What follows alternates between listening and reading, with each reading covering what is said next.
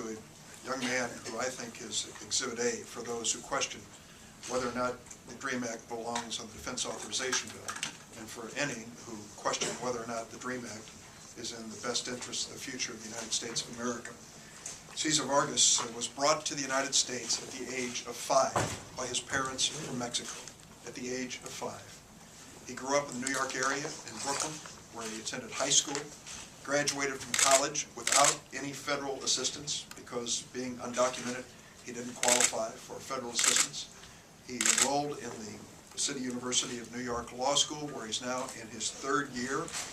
He tried to enlist in the military coming out of high school, and they turned him down because he was undocumented. But he still wants to be part of our military and hopes that when he graduates from law school that he can use his education and his talents to serve our nation as part of the Judge Advocate General course. In addition to his academic achievements, he is now, he said, proficient in 4 languages. That would be French and Spanish and English and Russian, and he's learning Cantonese. Now, when you take a look at these talents, you have to ask yourself, why in the world wouldn't the United States of America want this man's talent as part of our nation and part of our nation's security? That's what the vote on the DREAM Act is all about. Cesar Vargas, come up and tell us your story. I'd like to thank Senator Durbin, Senator Lieberman for allowing me to share my story. My story begins when I came to the U.S. when I was 5. Like many dreamers like myself, I have never thought to myself that I had just left my homeland. I always considered myself a Brooklyn born and raised American. But my story really begins when I was in high school. In high school, I hoped to see myself graduate from West Point or from the Naval Academy. That did not happen. In college, my friend actually became a Marine officer through the ROT program. He encouraged me to join with him, but all I could say was that I was going to join after college.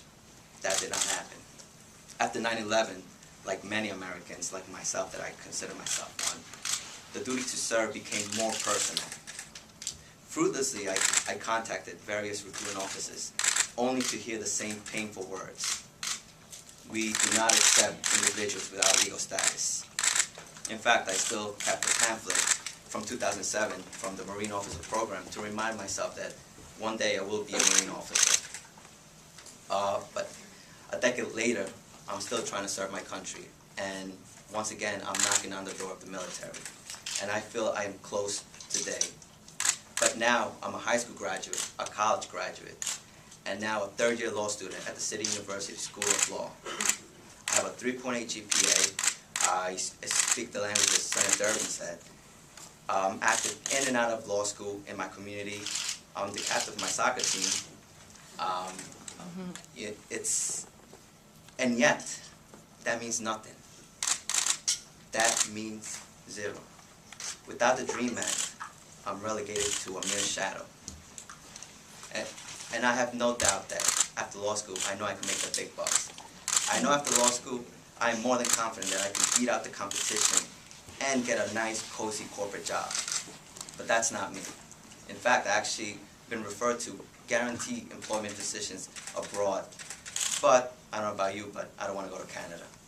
So, at this point, I have chosen to devote my career, my life, to serve this country.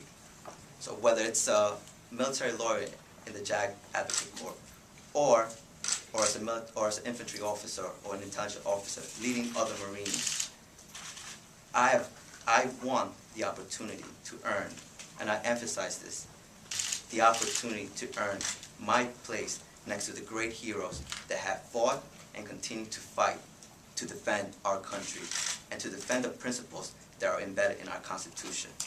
In fact, I also believe that dreamers make not only great enlisted soldiers, but we also will make exceptional talents. The military recognizes this, so do we, and we are ready here to serve.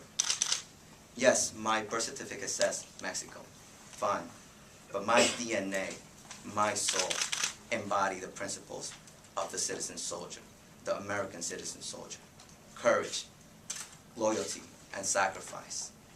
So I'm asking Congress to give us the opportunity to serve the only country we know, the only country we call home, and this is the U.S. While I live, Congress, give me a country. Let me have a free country.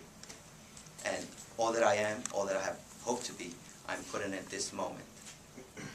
Now, I also would like to present a petition signed by 65,000 individuals who support the DREAM Act. And the petition also symbolizes 65,000 each year of highly qualified, exceptional individuals that could say are better than me in terms of academics, in terms of skills, in terms of anything that I can hope to be.